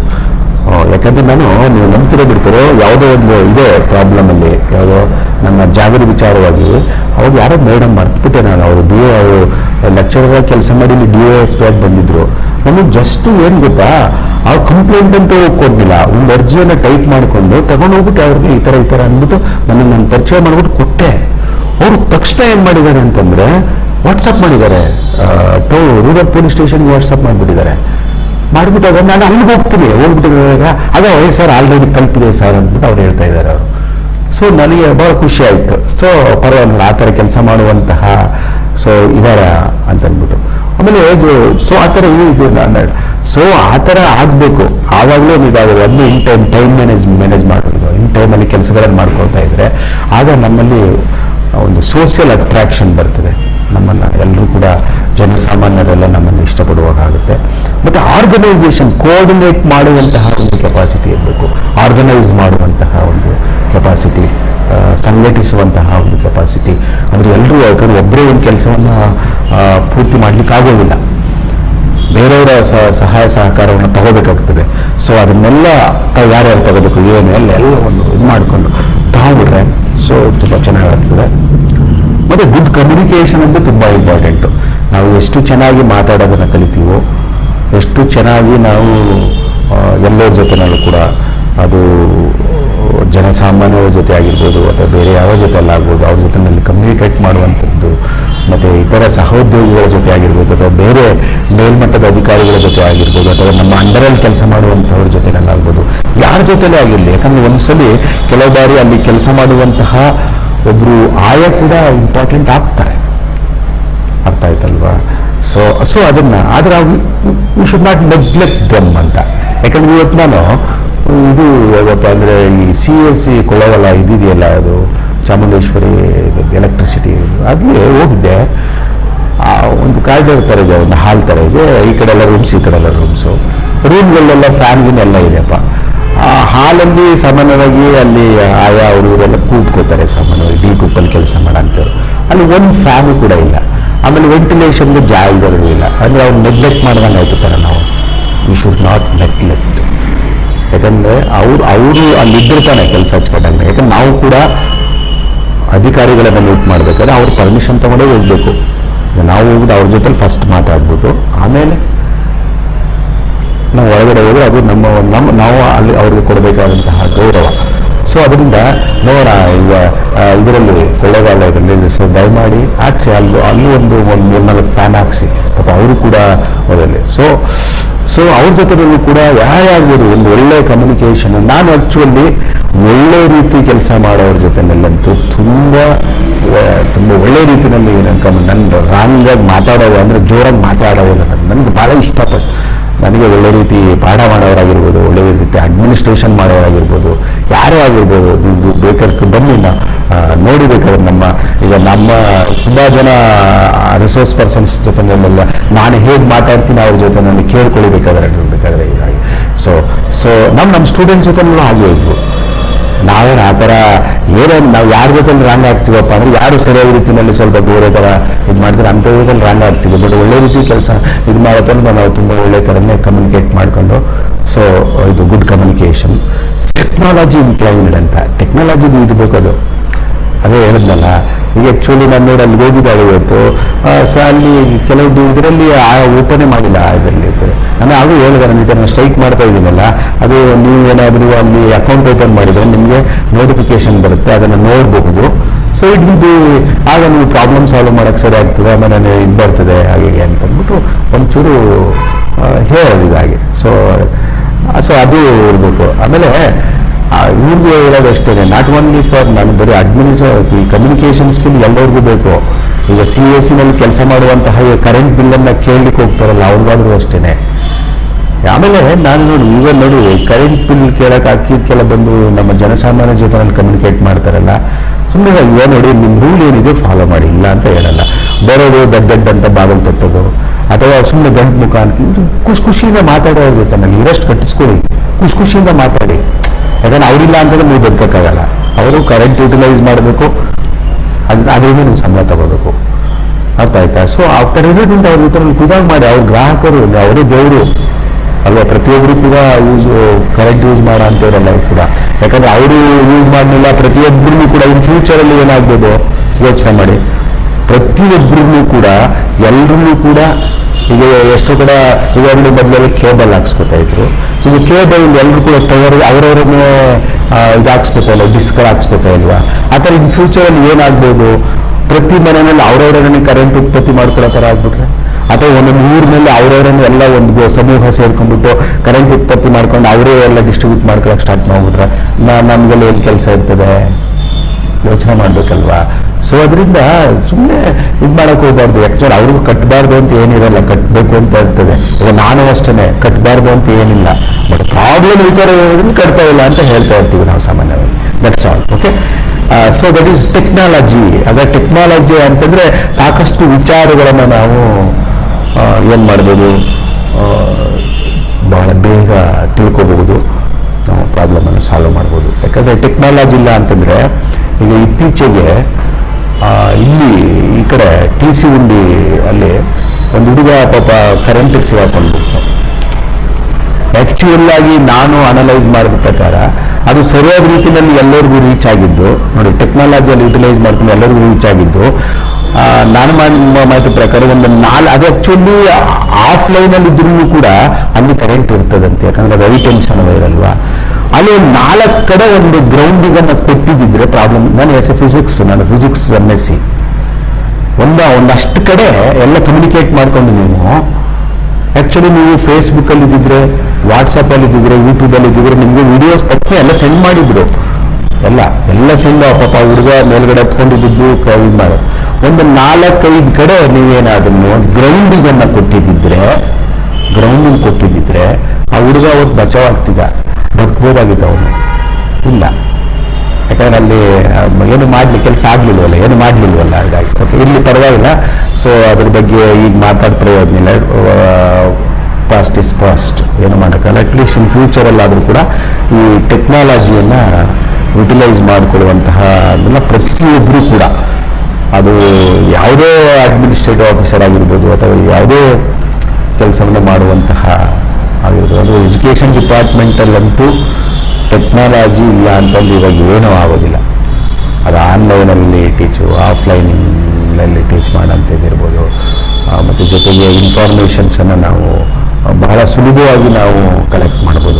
ಜಸ್ಟ್ ಒಂದು ಲ್ಯಾಪ್ಟಾಪು ಮತ್ತು ಇಂಟರ್ನೆಟ್ ಕನೆಕ್ಷನ್ ಇತ್ತು ಅಂತಂದರೆ ನಾವು ಯಾವ ಕ್ಲಾಸನ್ನು ರೆಡಿ ಆಗಬೇಕು 1 ಅವರಲ್ಲಿ ರೆಡಿ ಆಗಬೇಕಾದದ್ದು 10 ನಿಮಿಷದಲ್ಲಿ ರೆಡಿ ಆಗ್ಬೋದು. ಬಹಳ ಬೇಗ ಸರ್ಚ್ ಮಾಡ್ಬೋದು ನಾವು. ಓಕೆ. ಸೊ ಇಲ್ಲಿ ಪರವಾಗಿಲ್ಲ, ದಟ್ ಈಸ್ ಟೆಕ್ನಾಲಜಿ ಇನ್ಕ್ಲೈನ್. ಮತ್ತು ಮೇನೇಜ್ ಮಾಡುವಂತಹ ಮ್ಯಾನೇಜ್ಮೆಂಟ್ ಸ್ಕಿಲ್ ಇರಬೇಕು. ಮ್ಯಾನೇಜ್ ಎಲ್ಲರೂ ಮ್ಯಾನೇಜ್ ಮಾಡಬೇಕಲ್ವಾ. ಸೊ ಅಲ್ಲಿರುವಂತಹ ನಮ್ಮ ಅಂಡರಲ್ಲಿ ಕೆಲಸ ಎಲ್ಲರೂ ಮ್ಯಾನೇಜ್ ಮಾಡಿಕೊಂಡು ಅವ್ರನ್ನೆಲ್ಲೂ ಆ ಥರ ಇದೆ. ಸೊ ಎಲ್ಲನೂ ಸರಿದೂಗಿಸ್ಕೊಂಡು ನಾವೇನು ಮಾಡಬೇಕು, ನಮ್ಮ ಪರ್ಟಿಕ್ಯುಲರ್ ಪ್ರಾಬ್ಲಮ್ನ ಸಾಲ್ವ್ ಮಾಡುವಂಥ ಒಂದು ಪ್ರಯತ್ನ ಮಾಡಬೇಕು. ಪ್ರಾಬ್ಲಮ್ ಸಾಲ್ವಿಂಗ್ ಸ್ಕಿಲ್ ಇರಬೇಕು ಅಂತ ಹೇಳ್ತೀವಿ. ನಾನು ಇನ್ನೊಂದು ಎಪಿಸೋಡಲ್ಲಿ ಇದು ತುಂಬ ಇಂಪಾರ್ಟೆಂಟ್ ಸ್ಕಿಲ್ ಆದರೆ ನಾನು ಮಾತಾಡ್ತೀನಿ. ನಾನು ಅದಕ್ಕೆ ಏನೆಲ್ಲ ಸ್ಟೆಪ್ಸ್ ಯೂಸ್ ಮಾಡಿದ್ರೆ ಚೆನ್ನಾಗಿರುತ್ತೆ. ಇದನ್ನು ಪ್ರಾಬ್ಲಮ್ ಸಾಲ್ವಿಂಗ್ ಸ್ಕಿಲ್ ಅನ್ನೋದಕ್ಕಿಂತ ಅಪ್ರೋಚ್ ಅಂತ ಕರೆದ್ರೆ ತುಂಬ ಒಳ್ಳೆಯದು. ಆಗ ನಾನು ಹೇಳ್ತೀನಿ ಮೆಥಡು, ಅಪ್ರೋಚು ಏನು ಡಿಫ್ರೆನ್ಸ್ ಅನ್ನೋದ್ರ ಬಗ್ಗೆ ನಾನು ಹೇಳ್ತೀನಿ. ಮತ್ತು ಟೀಮ್ ವರ್ಕನ್ನು ಪ್ರಾಕ್ಟೀಸ್ ಮಾಡಬೇಕು. ಸೊ ಒಬ್ಬರೇ ಹೋದರೆ ಕೆಲಸ ಆಗುತ್ತೆ ಅಂತ ಅನ್ಕೋಬೇಡಿ, ಅನ್ನೋಕ್ಕಾಗಲ್ಲ. ಸೊ ಕೆಲವು ಸಮಯದಲ್ಲಿ ಒಂದು ಟೀಮ್ ಸೇರ್ಕೋಬೇಕಾಗ್ತದೆ. ಮತ್ತು ಗೋಲ್ ಓರಿಯೆಂಟೆಡ್. ನನ್ನದೇನು ಯಾವ ಪಬ್ಲಿಕ್ಸ್ಗೂ ಕೂಡ ನನ್ನಿಂದ ಅನ್ಯಾಯ ಆಗಬಾರ್ದು. ಯಾರಿಗೆಲ್ಲ ಪ್ರಾಬ್ಲಮ್, ಅದು ಒಬ್ಬರು ಸಣ್ಣವರಾಗಿರ್ಬೋದು, ದೊಡ್ಡವರಾಗಿರ್ಬೋದು. ಒಬ್ಬ ಸಣ್ಣ ರೈತ ಆಗಿರ್ಬೋದು, ದೊಡ್ಡ ರೈತ ಆಗಿರ್ಬೋದು. ಸಣ್ಣ ಸಮಸ್ಯೆ ಆಗಿರೋದು, ದೊಡ್ಡ ಸಮಸ್ಯೆ ಆಗಿರೋದು, ಎಲ್ಲವನ್ನೂ ಕೂಡ ನಾನು ಪರಿಹಾರ ಮಾಡ್ತೀನಿ ಎನ್ನುವಂತಹ ಗೋಲನ್ನು ಪ್ರತಿ ಅಡ್ಮಿನಿಸ್ಟ್ರೇಟಿವ್ ಆಫೀಸರು ಇಟ್ಕೋಬೇಕು. ಸೊ ಆವಾಗ ಒಂದು ಚೆನ್ನಾಗಿರ್ತದೆ. ಫ್ಲೆಕ್ಸಿಬಿಲಿಟಿ ಇರಬೇಕು. ಸುಮ್ಮನೆ ಏನು ಅಪ್ಪಾಕಿದ ಆಲದ ಮರ ಅಂತ ನೇಣು ಹಾಕೊಳ್ಳೋದು, ಆ ಥರ ಇರಬಾರ್ದು. ಇದಕ್ಕೆ ತಕ್ಕಾಗಿ, ಸಿಚುವೇಶನ್ ತಕ್ಕಾಗಿ ಬದಲಾಗುವಂಥದ್ದು ಒಂದು ಅದನ್ನ ಪ್ರಾಕ್ಟೀಸ್ ಮಾಡ್ಕೋಬೇಕು. ಇಲ್ಲ ಅವ್ರು ಹೇಳೋ ಇದ್ದಾರೆ. ಆಮೇಲೆ ಕೆಲವು ಸಮಯದಲ್ಲಿ ಅಂತಾರೆ, ಈಗ ಮೇಲಧಿಕಾರಿಗಳು ಹಿಂಗೆ ಮಾಡಾಗ್ಬೋದು ಅಂತ ಇದು ಮಾಡ್ತಾರೆ. ನೀವು ಅವ್ರ ಜೊತೆಲಿ ಅವ್ರು ಹೇಳೋದನ್ನೆಲ್ಲ ನೀವು ಫಾಲೋ ಮಾಡ್ಬೋದು ಅಂತೇನಿಲ್ಲ. ನಿಮ್ಮ ಅಲ್ಲಿ ನಿಮ್ಮ ಒಂದು ಸರ್ಕಮ್ಸ್ಟೆನ್ಸಸ್ ಇದೆಯಲ್ಲ, ಒಂದು ವಾತಾವರಣ, ಅದಕ್ಕೆ ಸರಿ ಒಂದು ಹಾಗೆ ನೀವು ಕೆಲಸ ಮಾಡಬೇಕು. ಸಡನ್ ಆಗಿ ಎಮೋಷನಲ್ ಡಿಸಿಷನ್ಸ್ ಕೂಡ ತಗೋಬಾರ್ದು ನೀವು. ಆಮೇಲೆ ನೀವು ಬೇಕಾದ್ರೆ ಅಧಿಕಾರಿಗಳ ಜೊತೆನಲ್ಲಿ ಮಾತನಾಡ್ಕೋಬೋದು ನೀವು ಬೇಕಾದ್ರೆ. ಸೊ ಆ ಒಂದು ಫ್ಲೆಕ್ಸಿಬಿಲಿಟಿ ಇರಬೇಕು. ನಡುವಲ್ಲಿ ಎಲ್ಲ ರೀತಿಯಲ್ಲೂ ಕೂಡ ಅಷ್ಟೇ ಒಂದು ಫ್ಲೆಕ್ಸಿಬಲ್ ಆಗಿರಬೇಕು. ಮತ್ತು ವೃತ್ತಿಪರತೆ, ಪ್ರೊಫೆಷನಲಿಸಮ್ ಅಂತ ಹೇಳ್ತೀವಲ್ಲ ನಾವು, ಅದ್ರ ಬಗ್ಗೆ ನಮಗೆ ವೃತ್ತಿಯಲ್ಲಿ ಒಂದು ಇನ್ವಾಲ್ವ್ಮೆಂಟ್ ಇರಬೇಕು. ನಾವು ಅದನ್ನು ಇಷ್ಟಪಟ್ಟು ಹೋಗಿರ್ಬೇಕು, ಆಗ ನಮ್ಗೆ ಒಳ್ಳೆ ಕೆಲಸ ಆಗ್ತದೆ. ಅರ್ಥ ಆಯ್ತು? ನನಗೆ ಒಳ್ಳೆ ಹೆಸರು ಮಾಡಬೇಕು ಈ ಒಂದು ವೃತ್ತಿನಲ್ಲಿ ಅನ್ನೋದಿರಬೇಕು. ಆವಾಗ 100% ನಮ್ಮ ಕೈನಲ್ಲಿ ಒಳ್ಳೆ ಕೆಲಸವನ್ನು ನಾವು ಮಾಡ್ತೇವೆ. ಆಮೇಲೆ ಭಗವಂತ ದೇವರನ್ನ ಮುಂದಾಗಿ ಇಟ್ಕೊಂಡು ನಾವು ಕೆಲಸ ಮಾಡೋಕ್ಕೆ ಆವಾಗ so god will help us. ನಮಗೆ ಆ ದೇವರು ಹೆಲ್ಪ್ ಮಾಡುತ್ತೆ, ಗ್ಯಾರಂಟಿ 100%. ಓಕೆ, ನಾನು ಕೂಡ ಇಲ್ಲಿ ಡಿಜಿಟಲ್ ಸ್ಟ್ರೈಕ್ ಕೂತಿರೋದು ಏನಪ್ಪ ಅಂತಂದರೆ, ನಮ್ಮ ಮಗುನಲ್ಲಿನಲ್ಲೇ ನಾವು ಯಾವಾಗಲೂ ಕೇಳ್ತಾ ಇರ್ತೀವಿ ಅವ್ರ ಬಗ್ಗೆ. ಮಹದೇಶ್ವರರು, ಸಿದ್ದೇಶ್ವರರು, ಸತ್ಯನಾರಾಯಣ ಸ್ವಾಮೀಜಿಯವರು, ಬಸವಾರೂಢವರು ಎಲ್ಲರೂ ಕೂಡ ಪವಾಡ ಪುರುಷರವರು. ಅವ್ರಗಳ ಬಗ್ಗೆ ಎಲ್ಲ ನಾವು ಪ್ರತಿನಿತ್ಯ ನಾವು ಅವ್ರಗಳ ಬಗ್ಗೆ ಹಾಡುಗಳನ್ನು ಕೇಳ್ತಾ ಇರ್ತೀವಿ, ಭಜನೆಗಳಲ್ಲೆಲ್ಲ ಭಾಗಿಯಾಗಿದ್ದು ಮಾಡ್ತಾ ಇರ್ತೀವಿ. ಅವ್ರಿಗೆ ಒಂದ್ಸಲ ಅವ್ರನ್ನ ಮನಸ್ಸಲ್ಲಿ ನೆನಪು ಮಾಡಿಕೊಂಡೇ ನಾವು ಇದಾಗೋದು, ಮುಂದಾಗಿ ನುಗ್ಗೋದು ನಾವು. ಮತ್ತು ಸೋಷಿಯಲ್ ಅಟ್ರಾಕ್ಷನ್ ಇರಬೇಕು, ಆ ಒಂದು ಕ್ವಾಲಿಟಿ. ಅಂದರೆ ಏನಪ್ಪ ಅಂದರೆ, ಈಗ ನೋಡಿ ಡಾಕ್ಟರ್ ರಾಜ್ಕುಮಾರ್ ಅವ್ರ ಮಗ ಅಪ್ಪು, ಪುನೀತ್ ರಾಜ್ಕುಮಾರ್, ನೋಡಿ ಸೋಷಿಯಲ್ ಅಟ್ರಾಕ್ಷನ್ ಎಷ್ಟು ಇದೆ. ಹೇಗಪ್ಪ ಅಂತಂದರೆ, ನಮ್ಮ ಮದುವೆಯಲ್ಲಿ ಬಂದು ಪಾಪ ಅವರೇನು ಮಾಡೋಕ್ಕಾಗಿಲ್ಲ, ಏನೋ ಸಹಾಯ ಮಾಡೋಕ್ಕಾಗಿಲ್ಲ, ಆದರೂ ಕೂಡ ನಮ್ಮ ಮದುವೆಯಲ್ಲಿ ದೊಡ್ಡ ಬ್ಯಾನರ್ ಹಾಕಿದ್ದಾರೆ. ಪ್ರತಿ ವರ್ಷ ಉದ್ಘಾಟನೆ ಮಾಡ್ತಾರೆ. ಹೋಟ್ಲುಗಳಲ್ಲಿ ನೋಡಿ ಅವರ ಫೋಟೋಗಳನ್ನು ಹಾಕಿದ್ದಾರೆ, ಅಲ್ಲಿಗೆ ಹಾರ ಹಾಕ್ತಾರೆ, ಪ್ರತಿದಿನ ಗಂಧದ ಕಡ್ಡಿಯನ್ನು ಹಚ್ತಾರೆ. ಕಾರಣ ಯಾಕಪ್ಪ ಅಂದರೆ ಅವ್ರು ಎಲ್ಲೋ ಒಂದು ಕಡೆ ಒಳ್ಳೆ ಸರ್ವಿಸ್ ಮಾಡಿದ್ದಾರೆ ಅನ್ನೋದು, ಅದು ಎಲ್ಲರಿಗೂ ಗೊತ್ತಾಗಿದೆ. ಅಂದರೆ ನಾವು ಸೋಷಿಯಲ್ ಅಟ್ರಾಕ್ಷನ್ ಅನ್ನೋದು. ನೋಡಿ, ಕೊಳ್ಳೇಗಾಲದಲ್ಲಿ ನಾನು ನಮ್ಮ ಕೊಳ್ಳೇಗಾಲ ತಾಲೂಕಾದ್ರಿಂದ ಎಷ್ಟು ಜನ ನಮ್ಮನ್ನು ಅಟ್ರಾಕ್ಟ್ ಮಾಡಿದ್ದಾರೆ ಗೊತ್ತಾ ಕೊಳ್ಳೇಗಾಲದಲ್ಲಿ. ಎಸ್ಪೆಷಲಿ ಕೆಲವು ಡಾಕ್ಟರ್ಸ್ ಆಗ್ಬೋದು, ಆಮೇಲೆ ಪೊಲೀಸ್ ಡಿಪಾರ್ಟ್ಮೆಂಟಲ್ಲಿ ಕೆಲಸ ಮಾಡೋರಾಗಿರ್ಬೋದು, ಈ ಥರ ಲಾಯರ್ಸ್ ಆಗ್ಬೋದು, ಈ ಥರ ಎಲ್ಲರೂ ಡಾಕ್ಟರ್ಸ್ಗಳಂತೂ ತುಂಬ ಇದಾಗಿದ್ದಾರೆ. ಆ ಟೈಮಲ್ಲಿ ಕೆಲಸ ಮಾಡ್ತಾ ಇರೋ ಅಂತೇವರು ಡಾಕ್ಟರ್ ಶಿವರುದ್ರ ಸ್ವಾಮಿ ಅವರು ಅಂತ ಅಂದ್ಬಿಟ್ಟು, ಇಲ್ಲೇ ರಾಮಕೃಷ್ಣ ಆಶ್ರಮದ ಹತ್ರ ಅವ್ರ ಮನೆ ಇರೋದು ಅವರಾಗಿರ್ಬೋದು. ಗೋಪಾಲ್ ಕೃಷ್ಣ ಶೆಟ್ಟಿ ಡಾಕ್ಟರ್ ಅಂತ, ವೀರಭದ್ರ ಶೆಟ್ಟಿ ಡಾಕ್ಟರ್ ಅಂದ್ಬಿಟ್ಟು, ಕುಮಾರ್ ಡಾಕ್ಟರ್ ಅಂತಂದ್ಬಿಟ್ಟು, ವೀರಾವ್ ಶೆಟ್ಟಿ ಡಾಕ್ಟರ್ ಅಂತ ಅಂದ್ಬಿಟ್ಟು, ರಾಮ್ ಶೆಟ್ಟಿ ಡಾಕ್ಟರ್ ಅಂದ್ಬಿಟ್ಟು, ಈ ಥರ ಆ ಕಾಲದಲ್ಲಿ ಹೇಳ್ತಾ ಇರೋದು. ಈ ಕಾಲದಲ್ಲರ ನಾವು ತುಂಬ ಸಣ್ಣವರು, ಆವಾಗ ತುಂಬ ಮೇಲ್ಮಟ್ಟದಲ್ಲಿ ಹೆಸರು ಮಾಡೋ ಅಂತೇವರು. ಸೊ ಅವರೆಲ್ಲ ನಮಗೆ ಸಣ್ಣ ವಯಸ್ಸಲ್ಲಿ ಅಟ್ರಾಕ್ಟ್ ಆಗಿದ್ರು. ಈ ಡಿಪಾರ್ಟ್ಮೆಂಟ್ ಆಫ್ ಪೊಲೀಸಲ್ಲಿ ಕೆಲಸ ಮಾಡೋ ಅಂತೇಳಿ ಪ್ರದೀಪ್ ಕುಮಾರ್ ಅಂತ ಅಂದ್ಬಿಟ್ಟವರು. ನಾವು ಸಣ್ಣವರು, ತುಂಬ ಪ್ರೈಮರಿ ಒಂದು 1ನೇ ಕ್ಲಾಸ್ 2ನೇ ಕ್ಲಾಸ್ 3ನೇ ಕ್ಲಾಸ್ ಓದ್ತಿದ್ವು ಅಂತ ಅನ್ಸುತ್ತೆ. ಆವಾಗ ನಮಗೆ ನಾವೇ ಅಟ್ರಾಕ್ಟ್ ಆಗ್ಬಿಟ್ಟಿದ್ವಿ ಅವ್ರಿಗೆ. ಯಾಕಂದ್ರೆ ಅವರು ಬರೋ ರೀತಿ, ಅವ್ರು ಮಾತಾಡೋ ರೀತಿ, ಅವರು ಹ್ಯಾಂಡಲ್ ಮಾಡೋ ರೀತಿ ಎಲ್ಲವನ್ನು ತುಂಬ ಇದಾಗಿತ್ತು. ಭಾಳ ಸ್ಮಾರ್ಟ್ ಆಗಿದ್ರು. ನನಗೆ ಇನ್ನೂ ನೆನಪಿದೆ, ಅವರಿಗೆ ಕಣ್ಣು ಕಡ್ದಂಗಿದೆ ಅದಾಗಿ. ಸೊ ಆಮೇಲೆ ಅವ್ರ ಬಗ್ಗೆ ಯಾರು ಕೂಡ ನೆಗೆಟಿವ್ ಆಗಿ ಮಾತಾಡ್ಕೊಳ್ಳೋದು ನಮ್ಮ ಕಿವಿಗೆ ಆ ಕಾಲದಲ್ಲಿ ಬೀಳ್ತಾ ಇರಲಿಲ್ಲ. ಸೊ ಈ ಥರ ಒಂದು ಸೋಷಿಯಲ್ ಅಟ್ರಾಕ್ಷನ್ ಇರಬೇಕು. ಆಮೇಲೆ ನಮ್ಮ ಮೇಷ್ಟ್ರುಗಳು ಸಾಕಷ್ಟು ಸಣ್ಣ ವಯಸ್ಸಲ್ಲೇ ನಮಗೆ ಯಾವಾಗ ಇವಾಗ ಸಾಮಾನ್ಯವಾಗಿ ನಾವುಗಳಲ್ಲಿ ಅಟ್ರಾಕ್ಟ್ ಆಗ್ತಾ ಇಲ್ಲ. ನಮ್ಮ ಮೇಷ್ಟ್ರುಗಳಾದ್ರೂ ಕೂಡ ಆವಾಗಿನ ಮಾಸ್ಟರ್ಗಳು ನಮ್ಮಿಂದ ಒಂದು ನಾವು ಅಟ್ರಾಕ್ಟ್ ಆಗಿದ್ರಲ್ಲ, ಅವರು ಆ ಥರ ಈಗಿಲ್ಲ ನೋಡಿರ್ಬೇಕಾರೆ ನೀವು. ಅವಾಗ ಏನು ನಾವು ಪ್ರಾಥಮಿಕ ಶಾಲೆಯಾಗಿರ್ಬೋದು, ನಮಗೂ ಇನ್ನೂ ಕೂಡ ನೆನಪಿದೆ ಸಾಕಷ್ಟು. ಒಬ್ಬೊಬ್ಬರಲ್ಲಿ ಬಹುತೇಕ ಎಲ್ಲರೂ ಕೂಡ ಅಟ್ರಾಕ್ಟ್ ಆಗೋ ಥರ ಆವಾಗ ಕೆಲಸ ಮಾಡ್ತಾ ಇದ್ರು ಅವಾಗ. ಸೊ ಈ ಥರದ ಒಂದು ಅದನ್ನ ನಾವು ಸೋಷಿಯಲ್ ಅಟ್ರಾಕ್ಷನ್ ಅಂತ ಹೇಳ್ತೀವಿ. ಮತ್ತು ಮಲ್ಟಿ ಟಾಸ್ಕಿಂಗ್ ಕಲಿಬೇಕು. ಇವಾಗ ನೋಡಿ, ಒಬ್ಬರು ಅಡ್ಮಿನಿಸ್ಟ್ರೇಟಿವ್ ಆಫೀಸರು ಈ ಥರ ಹೆಸರಿನೆಲ್ಲ ಬದುಕ್ತಾ ಇರ್ತೀವಿ ನಾವೆಲ್ಲ, ಯಾರು ಅಡ್ಮಿನಿಸ್ಟ್ರೇಟಿವ್ ಆಫೀಸರ್ಸ್ ಎಲ್ಲ. ಅವರಲ್ಲಿ ಒಂದು ಕಡೆ ಲ್ಯಾಪ್ಟಾಪು ಅದು ಎಲ್ಲ ಏನೇನು ಫೆಸಿಲಿಟೀಸ್ ಬೇಕು ಎಲ್ಲವೂ ಕೂಡ ಅವರು ಮಾಡ್ಕೋಬಹುದು. ಸಪೋಸ್ ಸರ್ಕಾರ ಕೊಡಲಿಲ್ಲ ಅಂತಂದ್ರೂ ಕೂಡ ಅವ್ರಿಗೆ ಬರುವಂಥ ಸಂಬಳದಲ್ಲಿ ಮಾಡ್ಕೋಬಹುದು.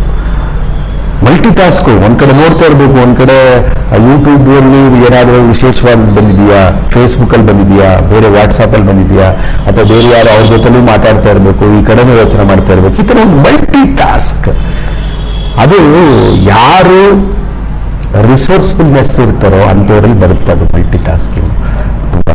ಸೊ ಅದು ಇರಬೇಕು. ಮುಖ್ಯ ಮುಖ್ಯವಾಗಿ ಅದೊಂದು ರೆಸ್ಪಾನ್ಸಿಬಲ್ ಅನ್ನುವಂಥ ವರ್ಡ್ ಅಲ್ವಾ, ರೆಸ್ಪಾನ್ಸಿಬಿಲಿಟಿ ಅಲ್ವಾ. ಓ ಇದಕ್ಕೆ ಹಚ್ಕೊಂಡಾಗ ನಾನೇ ರೆಸ್ಪಾನ್ಸಿಬಲ್ ಅಪ್ಪ ಅನ್ನುವಂಥ ಮೈಂಡ್ ಇಟ್ಕೊಂಡು ನಾವು ಕೆಲಸ ಮಾಡಬೇಕು. ನಾವೇ ರೆಸ್ಪಾನ್ಸಿಬಲ್ ಆಗ್ತೀವಪ್ಪ, ನೋಡಿ ಈಗ ಬಿಸಿ ಊಟ ಒಳ್ಳೆ ರೀತಿಯಲ್ಲಿ ಕೊಟ್ಟರೆ ಓಕೆ, ಇಲ್ಲ ಅಂತಂದ್ರೆ ಯಾರು ರೆಸ್ಪಾನ್ಸಿಬಲ್, ಅಧಿಕಾರಿಗಳ ಮೇಲೆ ಬರುತ್ತೆ ಅದು.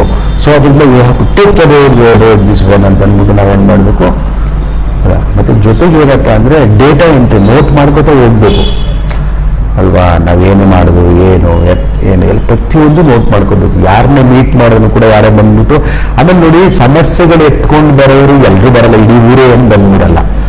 ಈಗ ಒಂದು ಊರಲ್ಲಿ ಏನಾದ್ರು ಸಮಸ್ಯೆ ಆದ್ರೆ ಅದಕ್ಕೆ ಸಂಬಂಧಪಟ್ಟಾಗ ಯಾರೋ ಒಬ್ರು ಪ್ರಮುಖರೊಬ್ರು ಬಂದಿರ್ತಾರೆ ಸಮಸ್ಯೆ ಎತ್ಕೊಂಡು, ಅವ್ರ ಜೊತೆನಲ್ಲಿ ಮಾತಾಡಿ ಇದು ಮಾಡ್ಕೊ ಆಯ್ತು. ಸೊ ಈ ತರ ಒಂದು ಇದನ್ನ ಮಾಡ್ಕೊಂಡೆ ಇನ್ನೊಂದು ಇಷ್ಟು ಈ ತರ ಕೆಲವು ಕ್ವಾಲಿಟೀಸ್ ಮತ್ತು ಸ್ಕಿಲ್ಸು ಯಾರೆಲ್ಲ ಅಡ್ಮಿನಿಸ್ಟ್ರೇಟಿವ್ ಆಫೀಸರಲ್ಲಿ ಇರ್ತಾರೋ, ಸೊ ಅವ್ರು 100% ಅದು ಸರ್ಕಾರಿ ಕೆಲಸ, ದೇವ್ರ ಕೆಲಸ ಅಂತ ಅನ್ಕೊಂಡೆ ಮಾಡ್ತಾ ಇರ್ತಾರೆ ಸಂಬಂಧ, ಈ ಕ್ವಾಲಿಟೀಸ್ ಇಲ್ಲ ಅಂತವರೆಲ್ಲ ಕೂಡ. ಓಕೆ, ಸೊ ನೋಡಿ ಇವತ್ತು ಡಿಜಿಟಲ್ ಸ್ಟ್ರೈಕ್ ಮಾಡ್ತಾ ನಾನು ಒಂದು ಲೆಸನ್ನೇ ಮಾಡ್ದಂಗೆ ಆಯ್ತು ನಾನು. ಓಕೆ, ಯಾರು ನೋಡ್ತಾರೋ ಬಿಡ್ತಾರೋ ಒಂದು 4 ಜನ ನೋಡಿ ಇದರ ಉಪಯೋಗ ಪಡ್ಕೊಂಡ್ರು. ಓಕೆ, ಸೊ ನಾನು ಮಾಡ್ತಾ ಇರೋದೇನು digital strike against KPTCL and CAC ಅಂತ ಅಂದ್ಬಿಟ್ಟು, ಅಂದರೆ ನಮಗೆ ಬರಬೇಕಾದಂತಹ ಪರಿಹಾರ ಆದಷ್ಟು ಬೇಗ ಬರಬೇಕು, ನಮ್ಮ ಕಡೆ ಯಾರಿಗಾದ್ರೂ ಒಂದು ಕೆಲಸ ಕೊಡಬೇಕು, ಅನ್ಲಿಮಿಟೆಡ್ ಫ್ರೀ ಕರೆಂಟನ್ನು ಕೊಡಬೇಕು. ಮತ್ತು ಪ್ರಮುಖವಾಗಿ ನಾನು ಡಿಜಿಟಲ್ ಸ್ಟ್ರೈಕಿಗೆ ಮಾಡ್ತಾ ಇರೋದ್ರಿಂದ ಯಾವುದೇ ಕಾರಣಕ್ಕೂ ಕೂಡ ಸಾಧ್ಯವಾದಷ್ಟು ದೊಡ್ಡ ಮನಸ್ಸು ಮಾಡಿ, ಒಳ್ಳೆ ಮನಸ್ಸು ಮಾಡಿ, ಮಾನವೀಯತೆಯ ಒಂದು ಆಧಾರದ ಮೇಲೆ ನೀವು ನಮ್ಮ MDL 13 ಕಟ್ಬಿಡ್ಬೋದು, ಒಂದಷ್ಟು ಕಟ್ಬಿಟ್ಟು ಆಯಿತು ಅಂತ, ಬಟ್ ಯಾಕೆ ಕಟ್ಟಬೇಕು ಅಂತ ಅನ್ಸುತ್ತೆ. ಸೊ ಯಾವುದೇ ಕಾರಣಕ್ಕೂ ಡಿಸ್ ಮಾಡಬೇಡಿ. ಸೊ ಡಿಸ್ ಮಾಡಿದ್ರೆ ಅದು ನಾಳೆನೇ ನೀವು ಉತ್ತರ ಕೊಡಬೇಕು ನೀವು ಧೈರ್ಯವಾಗ ಆ ಥರ ಆದಮೇಲೆ. ಸೊ ದಯಮಾಡಿ ಏನು ಉತ್ತರ ಕೊಡಬೇಕು ಅಂತಂದರೆ, ಈಗ ನೀವು 1 ತಿಂಗಳು 2 ತಿಂಗಳು ಕರೆಂಟನ್ನು ಡಿಸ್ ಮಾಡಿದ್ರೆ, ಸರಿ ಕರೆಂಟ್ ಬಿಲ್ ಕಟ್ಟಲಿಲ್ಲ ಅಂದರೆ ಡಿಸ್ ಮಾಡ್ತೀರಾ, ನಾವು ಕಟ್ಟಲಿಲ್ಲ ಅಂತಂದರೆ. ಇದು ಇಷ್ಟು ವರ್ಷಗಳಾದರೂ ಕೂಡ ನಮಗೆ ಬರಬೇಕಾದಂತಹ ಪರಿಹಾರವನ್ನು ಕೊಟ್ಟಿರೋದಿಲ್ಲ, ನಮ್ಮ ಬೇಡಿಕೆಗಳನ್ನು ಈಡೇರಿಸಲು ನಾವೇನು ಮಾಡಬೇಕು, ನೀವೇ ಉತ್ತರ ಕೊಡಬೇಕು, CAC ಉತ್ತರ ಕೊಡಬೇಕಾಗ್ತದೆ. ಆಮೇಲೆ ಇದನ್ನ ನಾನು ಆರ್ಡರ್ ಅನ್ಕೋಬೇಡ್ರಿ, ನೀವುಗಳೆಲ್ಲರೂ ಕೂಡ ಇದು ಒಂದು ರಿಕ್ವೆಸ್ಟ್ ಅನ್ಕೊಳ್ರಿ. ನೀವು ಆದಷ್ಟು ಬೇಗ ನೋಡಿ, ನಾನು ಮೊದಲೇ ಹೇಳಿದ್ದೀನಿ, ಆ ಕಾಲದಲ್ಲೇ ಸಂಬಂಧಪಟ್ಟಂತ ಅಧಿಕಾರಿಗಳು ಈ ಪ್ರಾಬ್ಲಮ್ ಅನ್ನು ಸಾಲ್ವ್ ಮಾಡಿದ್ರೆ ನಾನು ಇಲ್ಲಿ ಕೂತ್ಕೊಳ್ಳೋ ಅವಶ್ಯಕತೆನೇ ಇರಲಿಲ್ಲ. ಡಿಜಿಟಲ್ ಸ್ಟ್ರೈಕ್ ಅನ್ನೋ ಕಾನ್ಸೆಪ್ಟ್ ನನ್ನ ಮೈಂಡಲ್ಲಿ ಹುಡ್ತಾನೆ ಇರಲಿಲ್ಲ. ಮತ್ತೆ ಮತ್ತೊಂದು ಪ್ರಾಬ್ಲಮ್ ಅನ್ನು ಕೂಡ ಹೇಳಿದ್ದೀನಿ, ಆದಷ್ಟು ಬೇಗ DC ಅವರು ಮಧುವನಹಳ್ಳಿಯ ಅಥವಾ ಸಂಬಂಧಪಟ್ಟಂತಹ ಅಧಿಕಾರಿಗಳು, CEO ಅವರಾಗಿರ್ಬೋದು ಅಥವಾ ನಮ್ಮ ಇಲ್ಲಿ ತಾಲೂಕು ಪಂಚಾಯತಿಗೆ ಸಂಬಂಧಪಟ್ಟವರಾಗಿರ್ಬೋದು, ಜಿಲ್ಲಾ ಪಂಚಾಯತಿಗೆ ಸಂಬಂಧಪಟ್ಟಾಗಿರ್ಬೋದು, ಅಥವಾ CEO ಅವರಾಗಿರ್ಬೋದು, DC ಅವರಾಗಿರ್ಬೋದು. ಸೊ ದಯಮಾಡಿ ಏನಪ್ಪ ಅಂದರೆ ಮಧುವನಹಳ್ಳಿ PDO ಅವರಿಗೆ ಕರೆ ಮಾಡಿಬಿಟ್ಟು ದಯಮಾಡಿ ನಮ್ಮ ಜಾಗಕ್ಕೆ ಸಂಬಂಧಪಟ್ಟಂಥ ಸಮಸ್ಯೆಯನ್ನು ಆದಷ್ಟು ಬೇಗ ಪರಿಹಾರ ಮಾಡಿಕೊಡ್ಲಿಕ್ಕೆ ಮಾಡಿಕೊಡ್ಲಿ, ಧೈರ್ಯವಾಗಿ ಮಾಡೋಕ್ಕೆ ಹೇಳ್ರಿ. ಡಿಪಾರ್ಟ್ಮೆಂಟ್ ಆಫ್ ಪೊಲೀಸ್ ಸಹಾಯವನ್ನು ಕೋರಿ ಅವರ ಸಹಾಯವನ್ನು ತಗೊಂಡು ಖಂಡಿತ ಮಾಡ್ತಾರೆ, ಅವರ ಸಹಾಯವನ್ನು ತಗೊಂಡು ಮಾಡಲಿಕ್ಕೆ ಹೇಳಿ ಅಂತ ಹೇಳ್ತಾ ನಾನು ಈ ಒಂದು ಎಪಿಸೋಡನ್ನು ಮುಗಿಸ್ತಾ ಇದ್ದೀನಿ. 50 ನಿಮಿಷಗಳ ಕಾಲ ನಾನು ಈ ಸ್ಟ್ರೈಕನ್ನು ಮಾಡಿದ್ದೀನಿ. ಮತ್ತೆ ನೋಡೋಣ, ಸಮಯ ಸಿಕ್ಕಾಗ ನಾನು ಮತ್ತೆ ಕೂತ್ಕೋತೀನಿ ಸ್ಟ್ರೈಕಿಗೆ. ಸೊ ಎಲ್ಲಿ ತನಕ ಅಂತಂದರೆ, ಎಲ್ಲಿಯ ತನಕ ನಮ್ಮ ಬೇಡಿಕೆಗಳನ್ನು ಈಡೇರಿಸೋದಿಲ್ವೋ ಮತ್ತು ನಮಗೆ ಬರಬೇಕಾದಂತಹ ಪರಿಹಾರವನ್ನು ಕೊಡಿಸೋದಿಲ್ವೋ ಅಲ್ಲಿವರೆಗೂ ಕೂಡ ಈ ಒಂದು ಆನ್ಲೈನ್ ಡಿಜಿಟಲ್ ಸ್ಟ್ರೈಕ್ ನಡೀತಾನೆ ಇರ್ತದೆ. ಸೊ ಎಲ್ಲರಿಗೂ ಕೂಡ ನಮಸ್ಕಾರ, ಒಳ್ಳೆಯದಾಗಲಿ, ಒಳ್ಳೆಯದನ್ನೇ ಮಾಡಿ, ನೀವು ಬದುಕಿ ಬೇರೆಯವ್ರನ್ನೂ ಕೂಡ ಒಂಚೂರು ಬದುಕಕ್ಕೆ ಬಿಡ್ರಿ. ನಮಸ್ಕಾರ.